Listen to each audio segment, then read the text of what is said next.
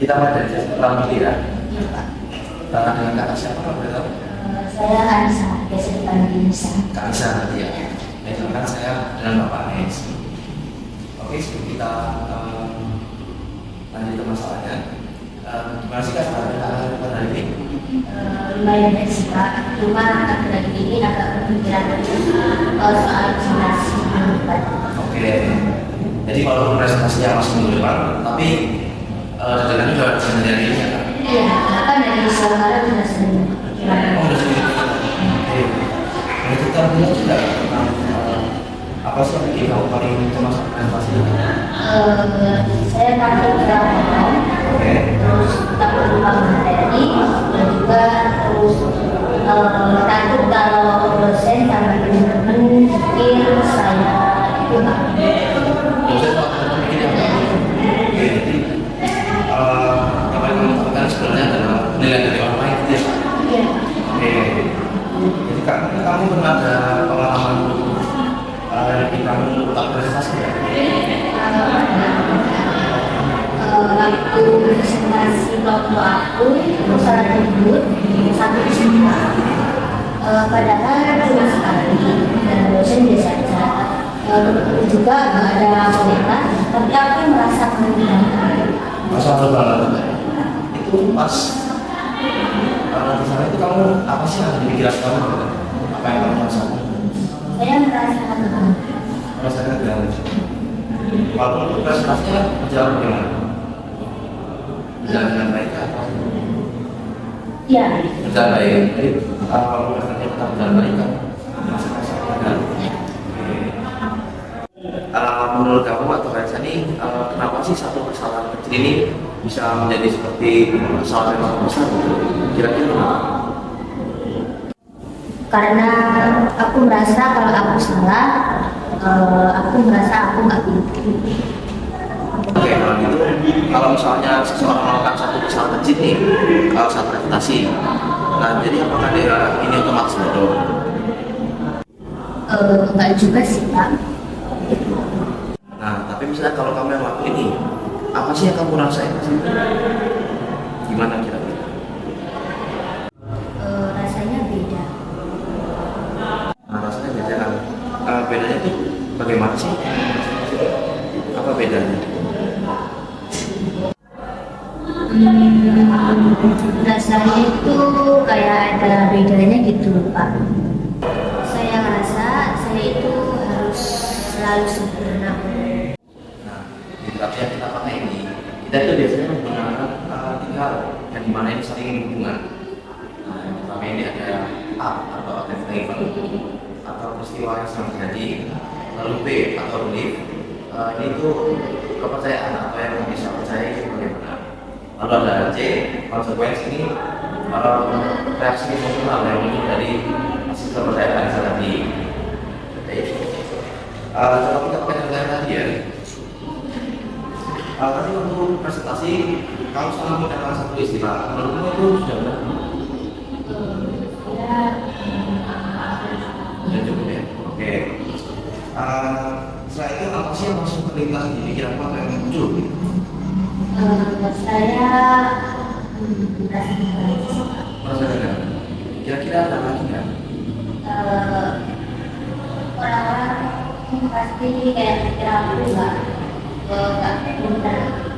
Orang pun nggak gagal. Ya. Oke.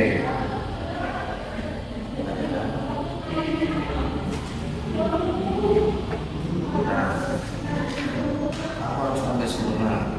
Nah, itu bagian B, yaitu keyakinanmu. Kamu percaya bahwa kamu ini harus yakin dengan sempurna. Lalu juga kamu mikir kalau salah berarti aku gagal gitu. Dan juga orang lain pasti menilai aku ini buruk. Nah, setelah muncul pikiran itu apa sih yang kamu rasakan? Saya merasa cemas banget sih, Pak. Merasa cemas banget ya? Iya. Terus biasanya saat kamu cemas itu kamu apa yang kamu perbuat atau kamu ngapain? Waktu itu saya belajar sampai larut malam, berrevisi berkali-kali, terus kadang pengen Sampai nggak masuk kelas? Iya. Nah, kata sampai nggak masuk kelas itu merupakan bagian C atau konsekuensi. yang dimana kakak percaya bahwa kakak itu sangat sempurna sehingga kakak harus kegiatan di tengah malam lalu dan juga tidak tidur itu merupakan yang nah kakak hingga yang mengerjakan tugas hingga larut malam itu merupakan bagian C atau konsekuensi di mana itu dampaknya dari yang kakak percayakan. Nah, sekarang aku pengen Kak Nisa coba lihat keyakinan yang tadi yang saya tulis ya. Nah, di sini kan Kak Nisa bilang bahwa aku harus tampil sempurna, ya kan? Nah, menurut kakak ada nggak sih manusia di dunia ini yang kriteria itu sempurna sekali? Menurut saya nggak ada sih Pak. Nah, berarti standar itu kan sulit kan untuk diraih atau kita capai gitu. Kayaknya nggak ada sih Pak. Nah, semisalnya nih temannya Kak Nisa waktu presentasi deh, temannya Kak Nisa ini melakukan satu kesalahan. Nah, apakah Kak Nisa langsung anggap kalau dia ini bodoh? Enggak. Nah, kira-kira kenapa sih aturan seperti itu berlaku untuk Kak Nisa sendiri? Tapi kalau untuk orang lain ini tidak berlaku, gimana itu?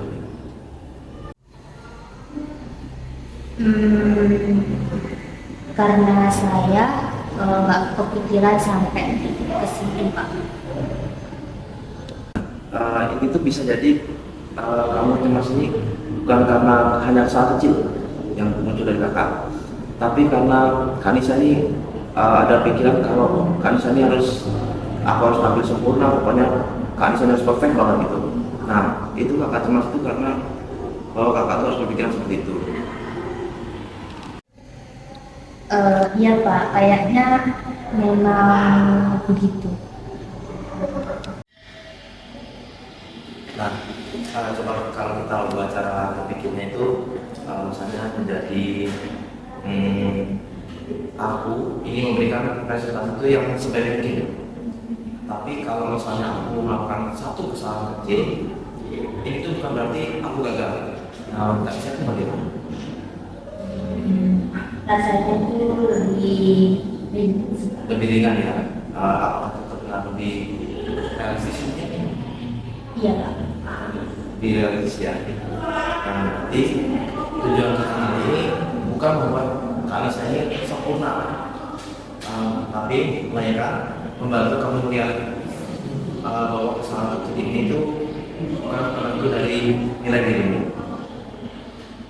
Ya Pak, saya itu ingin bisa tes. Oke. Nah, untuk minggu ini aku punya latihan kecil ya. Jadi setiap kali kamu ingin presentasi, coba tuliskan ini situasinya itu bagaimana, lalu pikiran apa sih yang kalian rasakan saat itu, lalu juga perasaannya juga bagaimana, hingga juga lalu coba tanyakan ke diri sendiri, apakah ada bukti bahwa pikiran aku ini benar dan berpikir yang lebih realistis. Baik Pak, nanti saya akan coba. Oke, bagus. Di pertemuan berikutnya kita akan bahas hasilnya ya. Dan kita juga akan melatih dan cara menghadapi pikiran-pikiran yang bikin kamu cemas. Terima kasih Pak. Iya, sama-sama. Terima kasih Pak. Iya, sama-sama. Kita jadi akan lanjut di sesi berikutnya ya. Jadi untuk hari ini sesi kita ini ya. Baik, makanya sudah bisa pulang. Mari saya cepat.